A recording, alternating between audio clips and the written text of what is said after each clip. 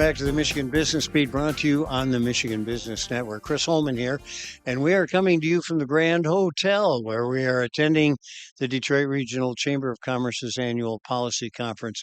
And speaking of that, Maureen Donohue Krauss joins us right now, and she is the head of the Detroit Regional Partnership.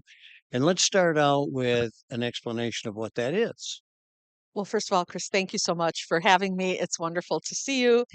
The Detroit Regional Partnership, 5 years old, is charged with representing the city of Detroit and the 11 county surrounding region to be the main source of business attraction projects. So we travel around the country and the world looking for companies that need our assets so that they invest here and create jobs in our region and in Michigan. Well, and it's noble work, by the way. But let's talk about our assets here because we too often here in Michigan really concentrate on not our assets. Yeah, you're absolutely right. All right. So what are you out there selling? So first of all, and this is not just what we're selling, but what companies who've located here told us why they came and paid attention, our talent first. Not just having the second largest group of engineering talent in the country, but it's our experienced manufacturing talent. We know how to make things, even as factories, manufacturing operations get more automated. We've been in manufacturing operations before. We have that experience. It's not like walking into someplace for the first time. Right. That's a huge value for startup and for making sure that the talent we have has transferable skills. That's important. Our talent has it. Talent, number one. Yeah. Our proximity to Canada is still very strong. You know, when you think about a car can have parts that go across the border 4 times before it's made. Mm.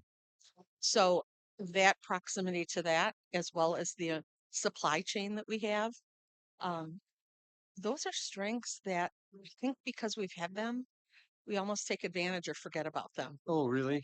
And yes, and the final piece I'll say, and this came from one of our business development reps. I want to give Kent credit for this, but he said, I just tell people, he works with a lot of site consultants, our assets are around workforce, weather, and water.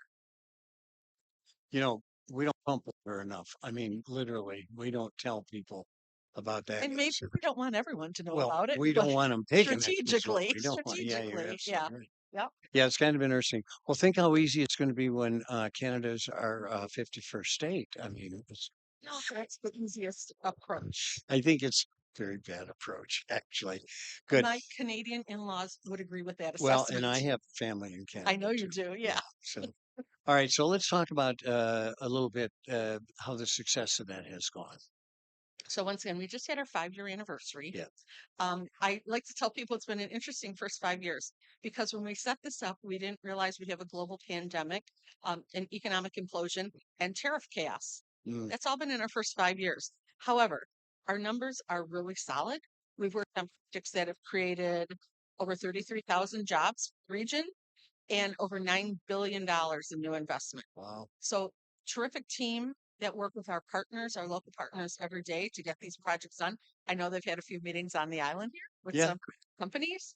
And it's just, we are very focused on what the customer needs, what the community needs, and we are very data driven and strategic in our work. And those have all helped create the success that we've had. Yeah. All right. So you talk about the meetings up here. There are always meetings up here. A lot of work gets done here. Amazing. And once in a while, there's some big announcement on Uh-huh. a porch, et cetera, et cetera. How are you funded? Yeah, so our funding, we're very grateful that we are 50% private sector funded, Oh, 45% philanthropic funded, and 5% public. oh, no kidding. That is That's tremendous. So you've got the community involved. There's, absolutely. We meet with them every 6 weeks. yeah, The mayor, Mayor Duggan, and the three big county executives are on my board. okay, So their voices are integral into everything we do. awesome. Well, you're doing a great job there. I do Thank have to you. tell you. And the numbers, the difference in the numbers that you say are really good. You So, know, we're transparent. We have to report out what we do, what's working, what's not working so yeah, I would guess that you go and you work a lot of shows and you work some shows around the world. international. Yep. I mean, battery shows around the world are really big right now. So we do that. We're hosting the Battery Show, North America, in Detroit in September. That will be huge. But we just had Automate here, which was another Oh, yeah. super impressive show. But we travel and we go to where the customer is. Yeah. Well, always love that about you.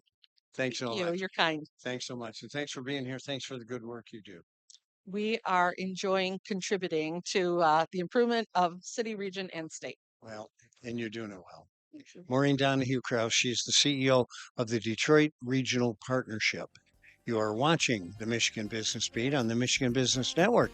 And we're coming to you from the Grand Hotel, where we are for the Detroit Regional Chamber of Commerce's annual policy conference. I'm Chris Holman, and we'll be right back with you.